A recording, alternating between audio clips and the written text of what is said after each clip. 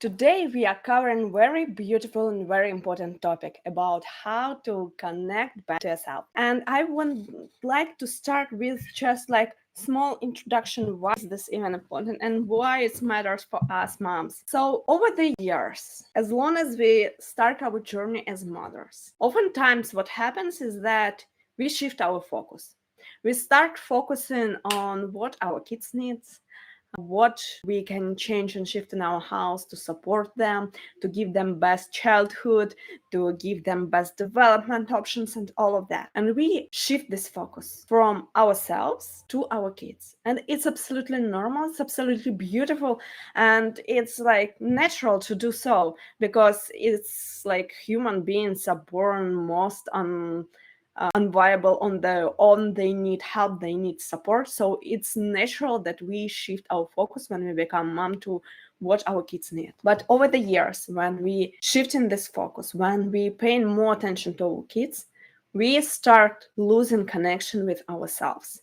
We start forgetting who am I beyond the mother, what I want, what I like, what fills me in, what supports me, what I enjoy doing, what are my hobbies.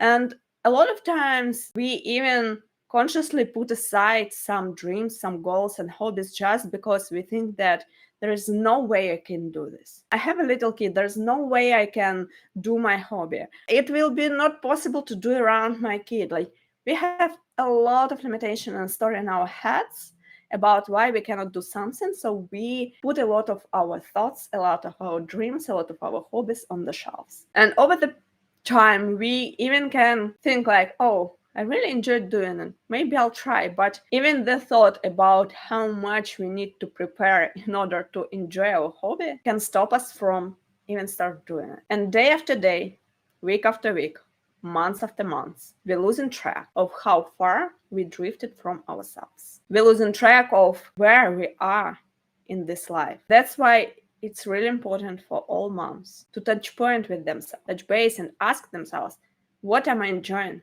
What I love? What brings me joy? What brings me happy? Where I need to start saying no, but how?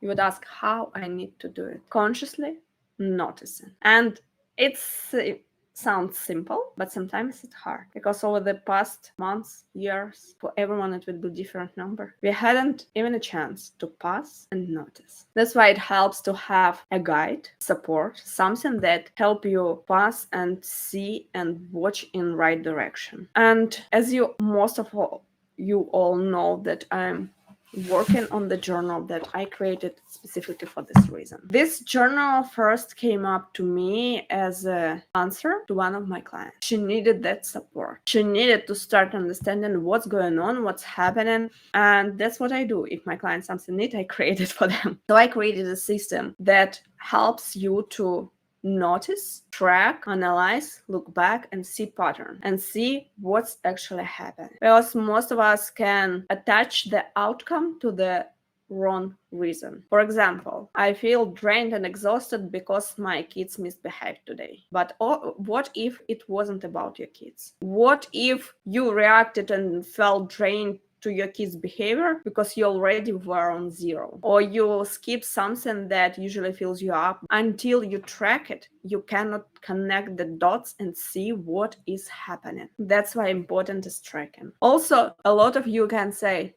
yeah, but I kind of have in mind the picture of what's happening. But can you come up in your mind with like reflection on 30 days prior to this moment and tell me exactly what was happening there? Usually not.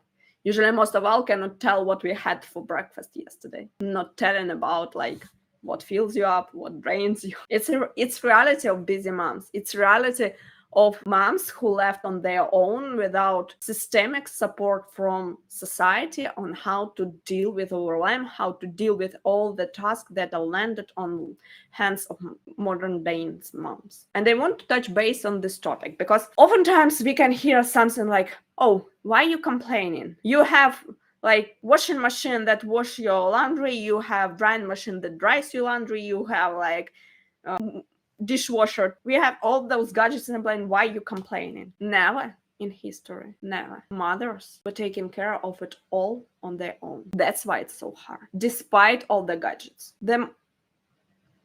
like nuclear type of family where it's like only parents and kids and that's it. It's not that long ago was a phenomenon. Even 50, 60 years ago, usually parents lived, if not in the same household, but close by to their relatives, to their parents, kids' grandparents, and they always have someone to lean on. There's always was someone who can step up in a 5-minute notice and help you, who could take part of your responsibility on them. Nowadays, became a common thing is to pay your parents to watch their grandkids. How wildly it sounds. And someone can say, yes, but they have their own lives. Yes, but you have family. The family were meant to support each other, to hold each other in tough times. But modern lifestyle, when it's not fancy to live with your parents, when it's more common to someone to move far away from that support and help. And I know it from personal experience, how even the thought that you do not have support close by, despite the fact how often you use it, makes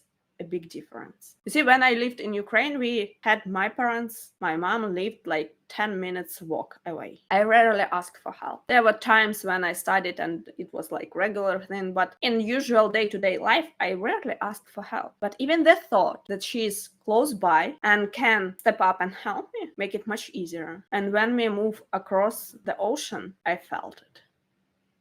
Felt it that you're not on your own. There is no one to ask. There's no one to help. And we moved right before like COVID hit, so it wasn't even an option to ask someone to come to your home and help you. It was dangerous. So modern type of life, despite all the gadget, doesn't make it easier on moms. It makes it harder because there's no one to lean on, no one to support. And for some, yes, they still have the support. And usually those do not have much problem. But majority of us, for different reasons, need this additional help and support. Or we need to learn how to navigate the life. And that's why it's so important to stay in touch with yourself and notice. And you can do it on your own. Do whatever system works for you to track and notice. But if you need help, if you want to be guided, I would suggest to look into my journal that I created, the WellBEing Journal. It's a guided 30-day journey for you to track those patterns, to notice them, and to choose wisely what to put on your calendar, where to adjust. And it will help you to find those patterns as well. And for the first week of this journal out, it goes out live tomorrow. I will be given 4 weeks of coaching and closed community support to help you go through this journey. Because we are not meant to be in the motherhood on our own. We are meant to be doing it alongside others with help, support, with warm words, with guidance. But even if you decide to do it on your own, make sure that your well-being is the same priority as the well-being of your kids. Because if you do not take care of yourself, your kids will not receive best care. They will receive what is left over. And it bitter pill to swallow. But it's true. We cannot pour from an empty cup unless we make sure that our kids gets the best care possible by assuring that caregiver in a state to give that care. Your kids will be left with what's left. And I want you to really sit with this thought, because remember, you are chosen to be happy. Time to claim it.